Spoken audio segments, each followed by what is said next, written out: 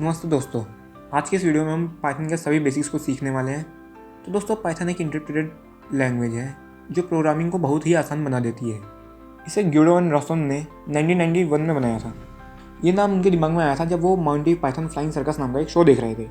वो अपनी लैंग्वेज के लिए एक बहुत ही रोचक नाम ढूंढ रहे थे, तो उन्होंने पाइथन ही रख लिया। इतनी जानकारी काफ़ी है। अब आ जाता हूँ सिंटैक्स के ऊपर। कुछ भी प्रिंट करने के लिए हम प्रिंट फंक्शन का इस्तेमाल कर सकते हैं। प्रिंट फंक्शन में हम मल्टीपल आर्ग्यूमेंट्स दे सकते हैं। एंड और सैप प्रिंट फंक्शन के स्पेशल आर्ग्यूमेंट्स होते हैं। एंड आर्ग्यूमेंट की मदद से हम कस्टम एंड डिफाइन कर सकते हैं। इसकी डिफ़ॉल्ट वैल्यू \n होती है। सैप आर्ग्यूमेंट सेपरेटर को डिफाइन करता है। इसकी डिफ़ॉल्ट वैल्यू स्पेस होती है। पाइथन के अंदर हम वेरिएबल्स बना सकते हैं, जिसका सिंटैक्स कुछ इस प्रकार से होता है। वेरिएबल्स कंटेनर की तरह होते हैं जिनमें हम डेटा स्टोर करते हैं। वेरिएबल्स का नाम डिक्लेयर करने के लिए हम अल्फ़ाबेट्स, डिजिट्स और अंडरस्कोर का इस्तेमाल कर सकते हैं। कभी भी किसी वेरिएबल का नाम डिजिट या नंबर से शुरू नहीं होता।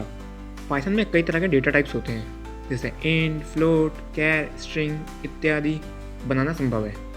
पाइथन में एक नन डेटा टाइप भी होता है जिसका इस्तेमाल कुछ नहीं को रिप्रेजेंट करने के लिए होता है। कुछ इस प्रकार से हम पाइथन में ऑपरेटर्स का इस्तेमाल कर सकते हैं। ऑपरेटर्स की मदद से हम वेरिएबल्स को मैनिपुलेट कर सकते हैं।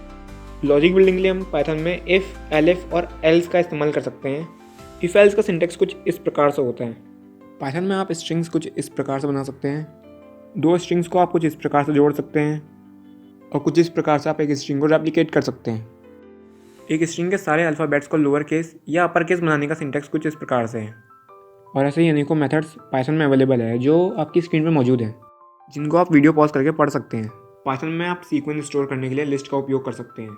लिस्ट को बनाने का सिंटैक्स कुछ इस प्रकार से होता है। लिस्ट के आइटम्स को एक्सेस और अपडेट करने का सिंटैक्स कुछ इस प्रकार से होता है। कुछ इस प्रकार से आप लिस्ट को मैनिपुलेट कर सकते हैं। पाइथन के अंदर सेट का कॉन्सेप्ट होता है। सेट का बेसिक कॉन्सेप्ट ये होता है कि ये रिपीटेड वैल्यूज़ को अवॉइड करता है, जो शायद लिस्ट का उपयोग करते समय हमारे लिए दिक्कत होती। पाइथन में एक और डेटा टाइप होता है जो टपल के नाम से जाना जाता है। ये लिस्ट और सेट के काफ़ी सिमिलर होता है। टपल एक इम्यूटेबल डेटा टाइप होता है, which means you can't change once created. दोस्तों, पाइथन में वाइल लूप और फॉर लूप का सिंटैक्स इस प्रकार से होता है। वाइल का मतलब होता है जब तक ये जो कंडीशन मैंने दी है वो ट्रू है तब तक ये कोड एग्जीक्यूट होगा। जो ये इंडेंटेड कोड है ना वो। दोस्तों, अब आ जाता हूँ डेली चैलेंज पे। फॉर लूप का सिंटैक्स मैं आपको बता रहा हूँ, लेकिन ये कोड आपको खुद से रन करना है, मॉडिफाई करके भी रन करना है और इनसाइट के द्वारा आपको ये समझना है कि ये किस तरीके से काम करता है। अगर हाँ है तो डेली चैलेंज के लिए चैलेंज एक्सेप्टेड लिखना, और अगर ना है तो मुझे कमेंट में बता देना। मैं इस पर भी एक अलग से वीडियो बना दूंगा। पाइथन में हम की वैल्यू स्टोर करने के लिए डिक्शनरी का उपयोग कर सकते हैं।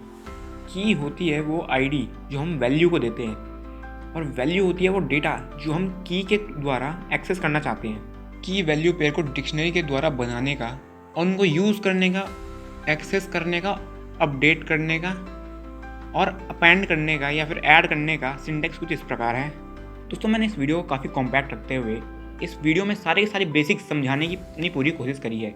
अगर कोई टॉपिक मुझे छूट गया हो तो आप कमेंट सेक्शन में मुझे बता सकते हैं। मैं उस पर भी एक अलग से वीडियो ज़रूर बनाऊंगा। Thank you so much guys for watching this video.